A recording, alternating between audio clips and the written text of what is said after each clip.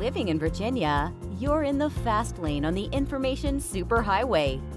We've invested $3 billion in Virginia's broadband network to give you one of the fastest internet connection speeds in the world, so you can build relationships, bring new business to our state, and meet the future of education. It's amazing what we can do together. Visit VCTA.com to learn how broadband connects the Commonwealth.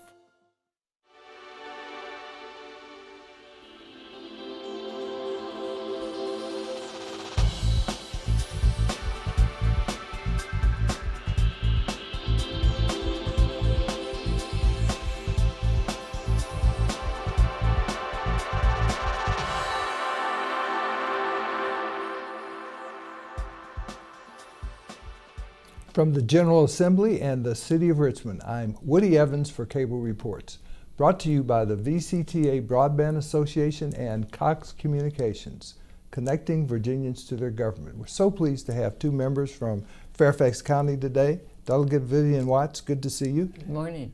Senator Dave Marsden, good to see you again, sir. Good to see you, Woody. Well, congratulations. I know that yesterday was a very historic day because the Equal Rights Amendment finally passed. And Delegate Watts, I want to give you an opportunity to talk about that momentous occasion a number of years ago when you were in Washington, D.C. That's right, Woody. The picture that you have is 44 years old. I am on the Washington Mall along with 100,000 others. Women and men, and my daughter, age 13, in that picture. And 44 years is a long time.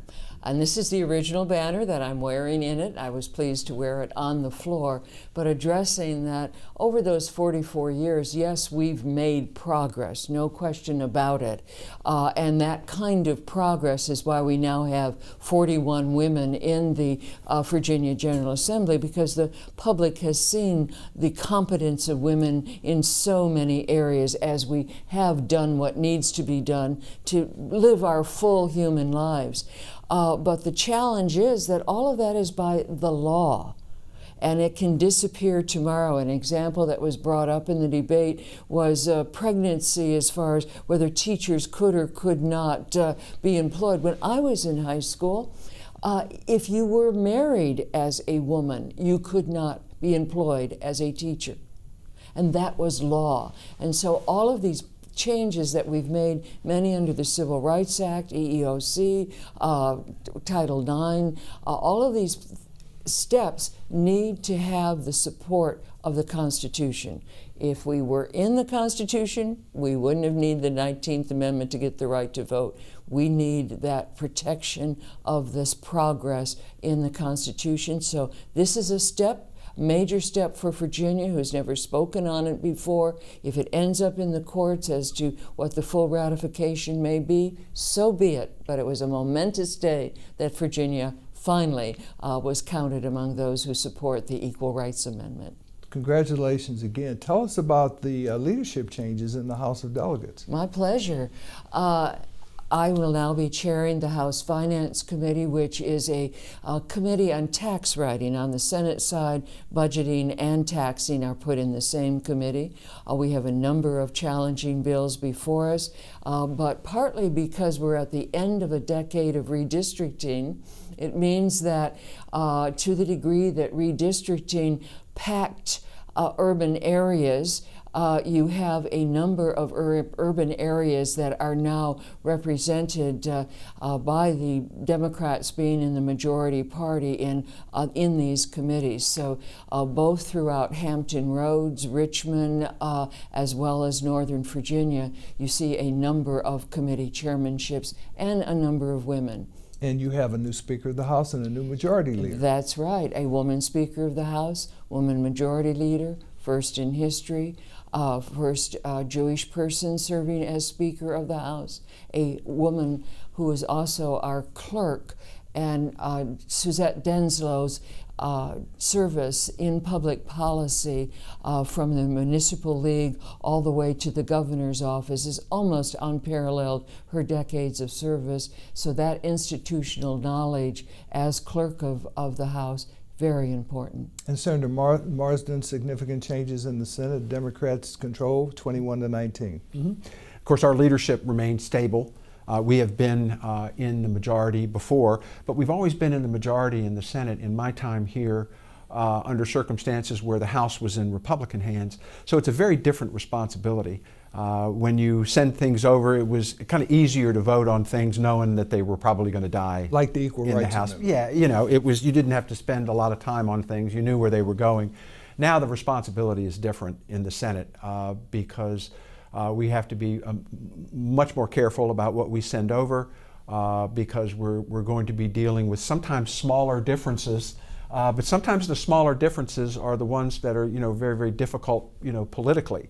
When you're sending things over before, yeah, everybody on the House and on our side of the aisle is in favor of it, and it's all kumbaya. But now we'll have different versions of bills that will be going to conference committees, and you know, with members with different opinions on things, and it's new. We've never had to do that since Doug Wilder was in office from '90 to '94, and back then it was a very different Democratic Party. It still had a large rural contingent of Democrats who are more akin, honestly, to, you know, some of our Republican colleagues today. So there's sort of been a further transition of the political parties, and everything comes with a challenge. And, but we're looking forward to it. Well, let's talk about one of those significant kumbaya moments that occurred last year. And some people say, well, it may not occur this year, and that happens to be the subject of redistricting, because there is the need to pass a resolution again this year for the voters to determine whether they want members continuing to select them versus they selecting their representatives. Yeah. Well, you know, quite clearly, the constitutional amendment we passed last year is a great improvement over the system of us doing it for our own political benefit. However, there are some flaws to that system, and if people can perfect that and find a way to improve the amount and the degree of citizen input, I'm all in favor of that. I just don't want to go in the other direction of providing more legislative oversight to it. So I'm open, but unless something you know, very positive happens, I'd likely support the existing constitutional amendment. If I could offer an overview, normally we pass a constitutional amendment to allow us to do something that we couldn't do otherwise. So we remove that constitutional block. There is nothing in the Constitution that prevents us from doing the right thing in the upcoming redistricting. That, and most importantly, by passing a fully fleshed out piece of legislation this session, we keep that commitment with the voters that we are going to do it as a bipartisan, nonpartisan citizen involvement. But that piece of legislation then would be effective July 1. We don't have to wait until the November authorization in the constitutional amendment. We can start immediately to get on with the staffing and all the public hearings that are important, because this plan has to be done basically in an April time frame. 9 months is not a long period of time. Having said that, it is equally important after that we then freeze in the Constitution doing the right thing for the upcoming redistrictings that will follow. So it actually, our timing is quite good to keep faith with what we all know is so important, and yet do it in the most positive way to make sure that there's nothing frozen in the Constitution that might cause problems in redistricting. And apparently there are a number of bills that have been introduced to accomplish that, I believe. Correct. Delegate Marcia Price, for example, held a press conference dealing with some of those issues, because there are concerns about the representation of that 16-person commission, and there's further concern that if they can't come to an agreement, the Virginia Supreme Court is the final arbiter. Mm-hmm. That seems to be the case in most states where, there's got to be a final arbiter, and usually that is the courts. But we have, it's been federal courts before, but now in this particular case, it would be and the certainly the Supreme courts Court. do it through a special justice. But we have, unfortunately, in recent 2 decades, some appointments to the courts removing a sitting justice, not vetting another justice that was selected who had been the roommate of the speaker. So you have these concerns that the Supreme Court, as constituted, since the legislature selects the justices, and that's not necessarily true in all other states, that there's a political component. And so this is where some of those safeguards are important, and why members like Delegate Price are working on that kind of refinement. Again, keeping faith with the voters that we will do it, but we will do it with these safeguards. And go ahead. Well, the important thing here too with the constitutional amendment is the enabling legislation that tells the committee and tells the Supreme Court, under what rules they will operate. So it's not just a carte blanche situation for the Supreme Court to do whatever it chooses. They'll have to follow rules that we set out. Same for the 16-person commission, is that we need to provide that structure. Now, you chair transportation on the Senate side now, but you still have a long and abiding interest in juvenile justice issues. I do. And that's where Vivian and I come together this year, is that we share a similar bill. And that is, the Supreme Court has made 3 determinations in Graham versus Florida, which deals with children who are sentenced to life without parole on a non-homicide offense. And the Supreme Court said you need a meaningful and realistic opportunity at release. And then Miller versus Alabama, which are homicide cases where you have to take into consideration mitigating circumstances and a child's ability for reform and rehabilitation. And if you didn't do that, then you have to have you have to do a resentencing. And then finally, Montgomery versus Louisiana, which basically said, look, the remedy for all of this, if you boil it all down, is a parole hearing. That life without parole should only be for the worst of the worst. And Montgomery released a 72-year-old man, that ruling, who had been incarcerated since he was a teenager. And our Supreme Court, under the Angel decision, had ruled that, well, geriatric parole is a meaningful opportunity at release at age 62. The thing is, a 15-year-old sentenced there, he does so much more time than a 40-year-old who gets, before he's eligible for geriatric parole at age 60. So it solves a lot of problems. I've just gotten that bill through the Senate, and I'm hoping that Vivian gets hers through the House. And the only difference is that my bill is 20 years. You're eligible for a parole hearing. Any child incarcerated for longer than 20 years, and Vivian's is 25. Great. Well, I'm sure you'll work long and hard on that one as well.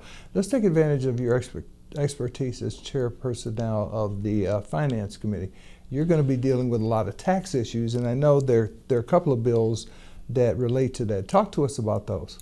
Well, I think the 2 that have the greatest broad public interest, one, it has been a century ago, in the 1930s, when it was decided that cities we can trust to manage their revenues and their budgeting, but counties are just too primitive.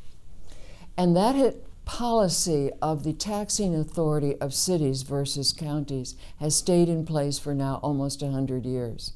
And we have counties that far exceed cities in population and density, same urban problems, so that this bill then goes forward and finally changes that. It ripples through, particularly in school funding and in the ability to fund these programs. The counties are frozen basically in a colonial tax structure, the real estate tax, yes. Arguably the most regressive of all of our taxes, because it ripples through rentals as well as, if you're fortunate enough as low income to still have perhaps a family home, you're aging in place. But your ability to pay and the price of that home, which drives the taxes paid, are just not in sync.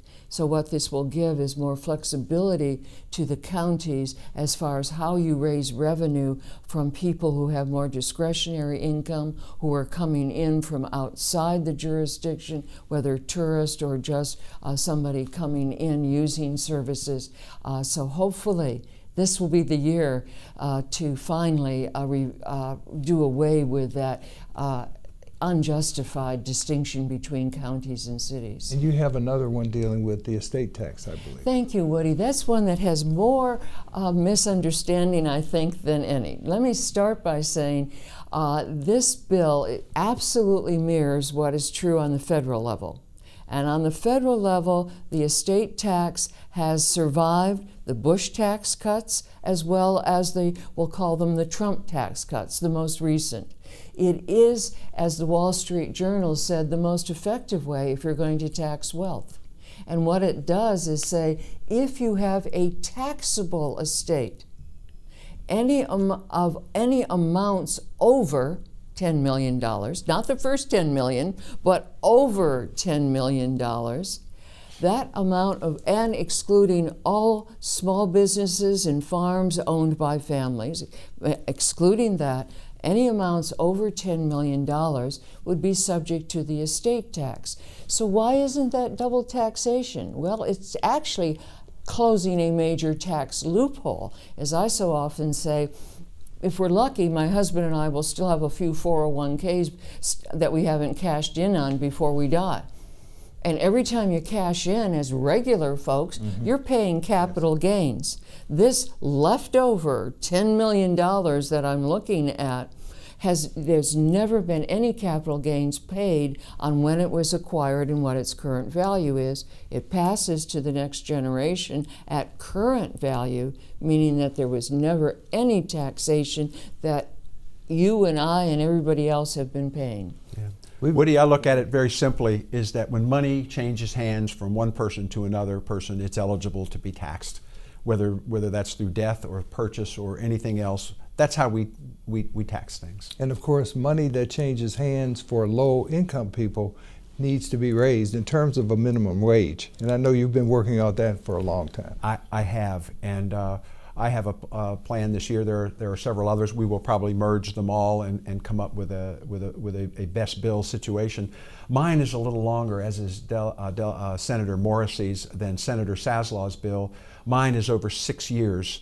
We raised to the minimum wage to give not only the business community time to adjust, but we need to be very, very cautious about moving so quickly with increases in the minimum wage, because we're more than doubling it over my 6 years, is that we don't get ahead of the average wage already existing in some communities. And I am committed to, if we get these bills through this year, is to find a way in the off season to find a way to somewhat to regionalize the minimum wage. A minimum wage of $15 in Arlington and Wytheville is a little bit absurd, and for businesses. And if we can find a way to do that, follow the model from some other states, either you do it through some zip codes or you break it down into planning districts or whatever. There's got to be a way to do it to account for the difference in the cost of living in those areas and make it fairer for businesses and more appropriate for citizens, because we don't want this to be a job killer. And I will say that I would certainly support, if it shows that we're ever doing any kind of harm to the economy or too much harm to businesses or whatever, that that we can certainly slow down by any enactment we make in one of the next 6 years. So it still remains flexible, but we've got to build this economy up from the bottom. Trickling it down only gets you so far. And there's a new industry, industrial hemp, rope, not dope. Yeah, there you go. There you go. I'm carrying the bill this year that will get the farm industry off and running in a way that we can regulate the processing of CBD oil for healthcare products, and it will define it and make sure that these products are don't have contaminants in them, that they're pure, that we hold other states to the same standards that we have, and we're doing it outside the APA process, or that's what the bill is, and it's because we're in a hurry because we want us to be competitive with other states. And there's a lot of problems. While marijuana is illegal and hemp is legal, hemp is limited to 0.3 THC in the field. It's very hard to grow 0.3 THC stuff, and farmers are worried about getting their crops destroyed. We're trying to get a fix into all of that and help our farmers, because a lot of people are having trouble making a living selling food, and they want this new industry. It's $5.50 a seed for CBD oil. If we can leave these plants in the ground longer and have a higher THC level, that's going to be more productive. You can pay $5.50 for 36,000 seeds that make fiber, stuff that you're going to make rugs out of. So it is a very complicated environment, and this bill will set the process in place for a group to sit down and create the regulations that we need to make Virginia competitive and a great place to grow hemp. And if I could bring up an aspect that also is of great concern to the public, and that is all the issues around vaping. Sure. Again, I see it from both sides. I have served forever on the Criminal Law Subcommittee as we've addressed some of the issues that Senator Marsden was talking about, is about the availability of cannabinoid oil, particularly of seizures and so on. But now we are in a situation, as we are well aware of serious health problems, even death having to do with vaping. And so we're looking at how do you tax nicotine products. And the problem is, if you told me tomorrow what unit you wanted to tax, I could do it. But instead, we are in a situation, the Senator mentioned counterfeiting, or at least adulteration. Mm-hmm. Much of what we have seen in vaping is because of that adulteration. Counterfeit products that look the same as Juul products coming in from China. We're in a situation that I've likened to coming off in Prohibition, where you've got a lot of stills in the backyard.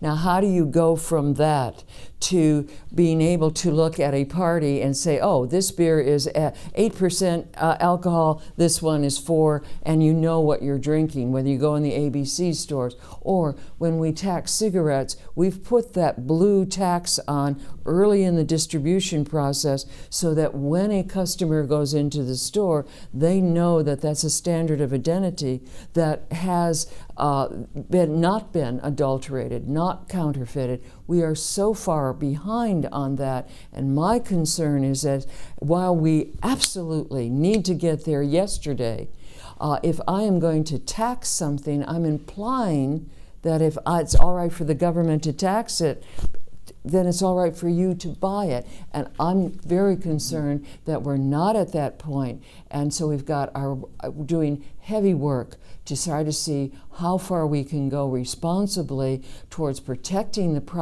public in the sale of these products, now that there are so many ways of delivering nicotine, and how we, in fact, address that standard. And I have a bill coming up, Woody, that I'm on the Healthy Youth Foundation, which has done a phenomenal job at reducing cigarette smoking among juveniles in Virginia. We've driven the numbers way down. And then all of a sudden the Juul comes into play. And it's not like vaping that leaves a vapor trail in the air. It's the size of a thumb drive, and a child can sit in the classroom with it in his hand, looking like he's intently watching the teacher. And they're sucking in a huge amount of nicotine. So I have a bill in this year that will make Juuls only eligible for sale in vape stores that I have in the bill defined. It's kind of like the ABC model. For heavy-duty things like a Juul, you have to go to the vape store to get it. You can't buy it at the CVS, which is where kids are going to get it, or find straw purchasers to purchase it for them. They're going to have to have access to a vehicle to get to a vape store, and the vape store is going to be very, very careful about selling to underage people. And I think this could put a real dent in the juvenile explosion in the use of But I want to make it very clear, there's that additional problem of the adulteration with THC. Sure. That it's not just nicotine, it's what ends up in that vape product that has been causing most of the serious health immediate health issues. I'm not talking about long-term health issues. That's even more of a concern.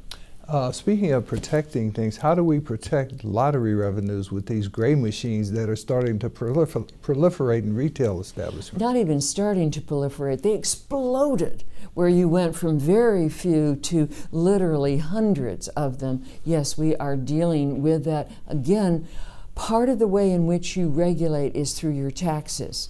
And so if you say that the only way that this establishment can have that machine is if it's been regulated through a taxing process, that's the way we enforce. So we are looking at limiting significantly the number of machines, most importantly where they are, so that you don't have them in the convenience store, partly because that directly competes with our lottery sales, but then also looking at the taxing of the gaming to flow through the lottery funds so that the significant loss of funds to schools funded by the lottery proceeds will not continue to have such severe impact. All of these issues are in play. And then finally, looking at whether you're dealing with a game of chance or whether you're dealing with a game of skill. And there's an awful lot of myth going down that it takes skill to play games that are really no more than just games of chance. And that's why the severe limitation on the numbers of them is important. But it's exploded in many states over just the last 18 months. Dave, smart scale, huge improvement over what existed before. I still hear complaints from localities that they feel they have a competitive disadvantage in terms of no authority to tax themselves, something we talked about earlier. Where other jurisdictions bring money to the table, they have more leverage, and therefore smart scale tends to favor them. Well, we have, in Hampton Roads, they complain that nobody else has the kind of bridge construction we have, which is very, very expensive. And in Southwest Virginia, you guys up in Northern Virginia don't have the mountain removal that we have when we go to widen a road. And in Northern Virginia, we have our own, complaints about, the disadvantages that we have. So everybody feels it costs as much often for right-of-way as it does construction. Yeah. The cost of construction that has to take place in limited hours in the middle of the night adds to the cost of the project. So all of us have those cost drivers. Yeah. At the end of the day, though, Woody, no matter how prescriptive you get, no matter how detailed you try to get with a smart scale, and though that it does in people's minds create some inequities, before we were making the decisions on who's owed what. I've waited for 6 years for this project. Well, that project may be a lousy project, but okay, it's his turn, so he gets the, that's not the way we do things anymore. We have a CTB that makes those decisions. It's out of legislative hands. The smart scale is what advises our Northern Virginia Transportation Authority and VDOT in the projects that they present to the board. And while there's always ways to improve things, we are in such a better place today than we were prior to smart scale. And I had some of the original legislation that led to it being piloted in Northern Virginia back in the day that I ran for Delegate Jim LeMunyon. It was his idea. I just did the Senate version. But we've made a lot of progress since then, and if anybody can find a better way to tweak it, that's great. Thank you both, Dave Marsden, Vivian Watts. Good to see you. Good luck. Thank you so much, Woody. Thank you for watching Cable Reports, brought to you by the VCTA Broadband Association and Cox Communications. Until next time, I'm Woody Evans.